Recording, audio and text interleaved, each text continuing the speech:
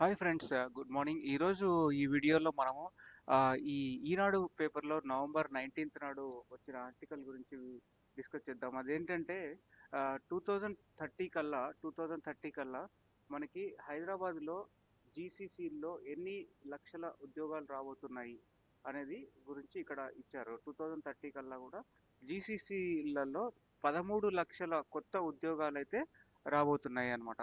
So GCC అంటే ఏంటిదంటే మనకు ఆల్రెడీ ఇంతకుముందు చెప్పాము. జీసీసీ అంటే గ్లోబల్ క్యాపబిలిటీ సెంటర్. సో ఇవేంటంటే ఇప్పుడు హైదరాబాద్, యుఎస్ఏ, యూకే ఇలాంటి వెస్టర్న్ కంట్రీస్ లో ఉన్న పెద్ద పెద్ద కంపెనీస్ ఏవైతే ఉన్నాయో, ఫైజర్ లేకపోతే ఆటోమొబైల్ ఇండస్ట్రీస్ లైక్ బిఎండబ్ల్యూ ఇలాంటివన్నీ కూడా వాళ్ళు వాళ్ళ యొక్క ఆపరేషన్స్ ని హైదరాబాద్ లో కూడా విస్తరిస్తున్నారు అనమాట. సో ఆ విస్తరించడానికి ఏర్పాటు చేసే ఒక సంస్థలనే జీసీసీ అంటారు, global capability centre. So for example global capability of like air bus అన్న ఒక కంపెనీ ఉంది సపోజ్. సో ఎయిర్ బస్ అనేది వాళ్ళు ఈ ఏరోప్లేన్స్ తయారు చేస్తారు. సో వాళ్ళకి ఏంటంటే ఆల్రెడీ అమెరికా, కెనడా ఇలాంటి చోట కంపెనీలు ఉన్నాయి, మెయిన్ కంపెనీలు. సో వాటికి ఎక్స్టెన్షన్ గా మనకు హైదరాబాద్ లో ఈ జీసీసీ అనేది ఏర్పాటు చేస్తున్నారు. అంటే హైదరాబాద్ లోని కాదు, ఇక్కడ ఇచ్చిన లెక్క ప్రకారం చూస్తే కనుక ఈ జనవరి నుంచి, అంటే 2025 జనవరి నుంచి తీసుకుంటే హైదరాబాద్ లో 41 కొత్త జీసీసీలు ఏర్పాటయ్యాయి. 41 కొత్త ఎంఎన్సి జీసీసీస్. అలాగే బెంగళూరులో 30 జీసీసీలు ఏర్పాటయ్యాయి. చెన్నైలో 5, పూణేలో 5, ఇంకా ఢిల్లీ ఇతర ప్రాంతాల్లో 2 2 అట్లా వచ్చాయి. సో మెయిన్ గా ఏంటంటే ఇక్కడ ఇంపార్టెంట్ థింగ్ అంటే హైదరాబాద్ లోనే అన్నిటికంటే ఎక్కువ జీసీసీలు ఏర్పాటయ్యాయి దేశం మొత్తం మీద చూసుకుంటే. సో ఇది ఈ నివేదిక ఎవరు ఇచ్చారంటే కనుక ఎన్ఎల్బి అనే కంపెనీ వాళ్ళు ఇచ్చారు ఈ నివేదిక.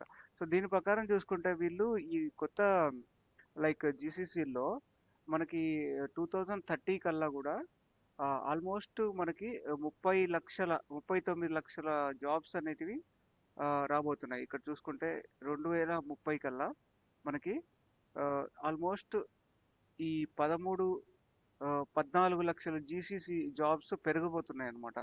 సో ఇప్పుడు present గా ఎన్ని ఉన్నాయో మనకి చూసుకుంటే 22 లక్షల మంది పనిచేస్తున్నారు ఈ జీసీసీలో.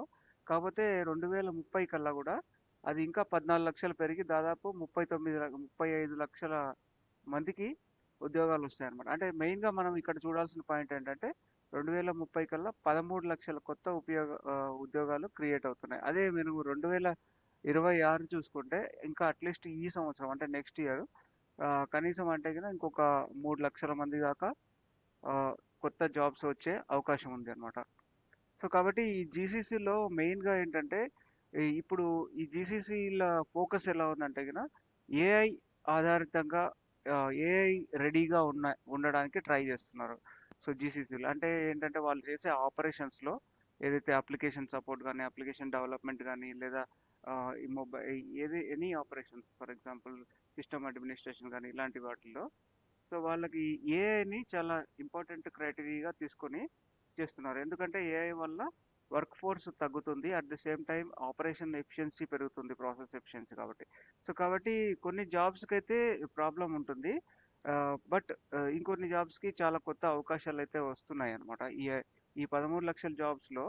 సో మెయిన్గా ఈ 13 లక్షల కొత్త జాబ్స్లో ఎక్కువ అవకాశాలు ఉన్న జాబ్స్ ఇక్కడ లిస్ట్ చేశారు. అవి ఏంటంటే సైబర్ సెక్యూరిటీ.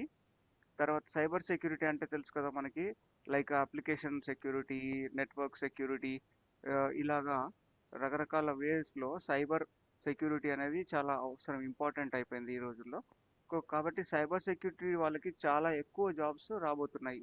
మాక్సిమం జాబ్స్ ఈ 13.5 లక్షలు. సో అట్లీస్ట్ ఒక 30% జాబ్స్ అంటే ఆల్మోస్ట్ 3 to 4 lakh జాబ్స్ అయితే సైబర్ సెక్యూరిటీకి అట్లీస్ట్ 3 lakhs జాబ్స్ ఉంటాయి. తర్వాత ఏఐ, నెక్స్ట్ ఏమంటే ఏఐ గవర్నెన్స్ ఆర్కిటెక్ట్స్. సో వాటికి ఏఐని ఇంప్లిమెంట్ చేసే ఆర్కిటెక్ట్ జాబ్స్ ఎక్కువ డిమాండ్లో ఉండబోతున్నాయి. నెక్స్ట్ ఏంటంటే ప్రాంప్ట్ ఇంజనీర్స్. అంటే ప్రాంప్ట్ ఇచ్చేసి ఈ చాట్ జీపీటీలోకి వెళ్ళి మనం ప్రాంప్ట్ ఇస్తాం కదా, ప్రాంప్ట్ ఇచ్చినప్పుడు అది కోడ్ జనరేట్ చేస్తుంది. సో అలాగా ప్రాంప్ట్ని ఎఫిషియెంట్గా రాసే వాళ్ళని ప్రాంప్ట్ ఇంజనీర్స్ అంటారు. సో వాళ్ళకి కూడా డిమాండ్ ఉండబోతుంది. తర్వాత నెక్స్ట్ ఏంటంటే జెన్ ఏఐ, అంటే ప్రోడక్ట్ ఓనర్స్.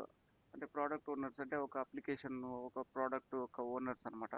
ఆ తర్వాత AI policy and risk strategies అంటే ఏఐ ఇంప్లిమెంట్ చేసడానికి పాలసీస్, ఆ రిస్క్ మిటిగేషన్ ప్లాన్ చేసే స్ట్రాటజిస్టులు కూడా ఎక్కువ మంది అవసరం అవుతారు. కాబట్టి ఈ 5 ఏరియాస్‌లో అంటే ముఖ్యంగా సైబర్ సెక్యూరిటీ, అంటే ముఖ్యంగా సైబర్ సెక్యూరిటీ, తర్వాత ప్రాంప్ట్ ఇంజినీరింగ్, సో ఇలాంటి జాబ్స్‌కి ఎక్కువ డిమాండ్ ఉండబోతుందన్నమాట.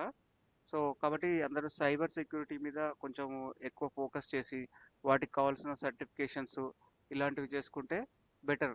ఎందుకంటే ఆ ఫీల్డ్లో ఎక్కువ జాబ్స్ ఉండబోతున్నాయి. సో సైబర్ సెక్యూరిటీ గురించి మనకి సర్టిఫికేషన్స్ కావాలంటే ఇంకొక వీడియోలో ఇస్తాను క్లియర్గా. So at the same time కొన్ని లింక్స్ కూడా ఇస్తాను డిస్క్రిప్షన్లో, సైబర్ సెక్యూరిటీ గురించి ఎలా అప్రోచ్ అవ్వాలి అనేది. అట్ ది సేమ్ టైమ్ ఈ ఈ ఈ కొత్త జీసీసీలో ఏఐ అనేది ఎక్కువగా వాడబోతున్నారు కాబట్టి కొన్ని రకాలైన జాబ్స్ అయితే తగ్గిపోతాయి ఆ జీసీసీలో. సో అవి ఏంటివంటే మనకి ఇక్కడ ఇచ్చారు లిస్ట్. సే ఫర్ ఎగ్జాంపుల్ ఇక్కడ మీకు ఇవి ఇచ్చారు కదా, ఏఐ వల్ల కొన్ని ఉద్యోగాలు ఆ, కనుమరుగయ్యే అవకాశం ఉందనేసి. అవేంటివంటే level 1 IT support engineer, L1 support అంటారు కదా. సో L1 సపోర్ట్ అనే జాబ్స్ తగ్గిపోతాయి. ఎందుకంటే మనకి ఆటోమేటిక్గా ఈ ఏఐ అనేది మనకి హెల్ప్ డెస్క్ లాగా పనిచేసి అదే కస్టమర్స్కి ఆన్సర్ చేస్తుంది, కస్టమర్స్కి ఏదైనా టికెటింగ్ కావాలంటే అదే క్రియేట్ చేస్తుంది. సో ఇవన్నీ పనులు ఏఐ చేసేస్తుంది కాబట్టి సో లెవెల్ 1 జాబ్స్ తగ్గిపోతాయి. So at the same time legacy application developer jobs కూడా తగ్గిపోతాయి. సో అంటే పెద్ద పెద్ద లైక్ ఆల్రెడీ అప్లికేషన్స్ కొత్తగా చేయాలి అంటే, సో అంటే వాటికి హై లెవెల్ డిజైన్ ఇలాంటివి, సో ఇవి చాట్ జీపీటీ ఇవి ఉపయోగించి చేస్తారు కాబట్టి అది తగ్గిపోతాయి. At the same time manual QA tester, so QA testing అనేది మాన్యువల్ టెస్టింగ్ అనే దానికి కూడా డిమాండ్ పడిపోతుంది అనమాట. సో కాబట్టి ఇవి తప్పుకోవడం మంచిది. ఏదైతే లెవెల్ 1 జాబ్స్ చేసేవాళ్ళు లేదా క్యూఏ టెస్టింగ్ చేసేవాళ్ళు వీళ్ళు సో స్లోగా ఈ సైబర్ సెక్యూరిటీ లేదా ప్రాంప్ట్ ఇంజనీరింగ్ ఇటు సైడు వచ్చేస్తే మంచిదన్నమాట. సో అప్పుడు ఎక్కువ అవకాశాలు మనకి ఉంటాయన్నమాట.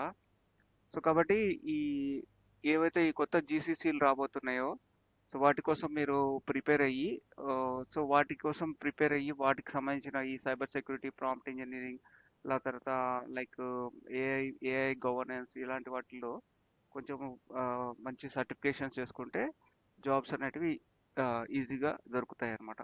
So at the same time ఇక్కడ కొన్ని ఇంకా డీటెయిల్స్ ఇచ్చారు. ఈ నవంబర్ 19 ఈనాడు లో చూసుకుంటే మీకు చాలా ఇన్ఫర్మేషన్ ఇచ్చారు. ఈ ఏఐ అనేది ఎలా ఎఫెక్ట్ ఇవ్వబోతుంది, సో ఎలాగా మనకి ఇంపాక్ట్ అవుతుంది. తర్వాత అట్ ది సేమ్ టైం వీళ్ళు ఏమి ఇచ్చారంటే second tier and third tier సిటీస్లో అంటే ఫర్ ఎగ్జాంపుల్ ఇట్లా వైజాగ్, కోయంబత్తూరు ఇలాంటి చోట, భువనేశ్వర్ ఇలాంటి చోట ఎక్కువగా ఈ జీసీసీలు రాబోతున్నాయి అన్నమాట. సో అంటే అపార్ట్ ఫ్రమ్ హైదరాబాద్ కాకుండా మిగతా ఈ వైజాగ్, విశాఖపట్నం, కోయంబత్తూరు, భువనేశ్వర్ ఇలాంటి చోట ఏఐ హబ్స్ అనేటివి ఏర్పాటు అవ్వబోతున్నాయి అన్నమాట ఏఐ పరంగా చూసుకుంటే. సో అది ఈరోజు ఇంపార్టెంట్ విషయము. సో కాబట్టి ఇక్కడ ఇచ్చిన ఈ ఫోకస్ ఏరియాస్ ఏవైతే ఉన్నాయో వీటి మీద ఈధర్ మీరు ట్రైనింగ్స్ తీసుకోవడం కానీ సర్టిఫికేషన్స్ కానీ చేసుకుంటే మంచి ఫ్యూచర్ ఉంటుంది ఈ జీసీసీలో జాబ్స్ దొరకడానికి. Thank you. Have a good day.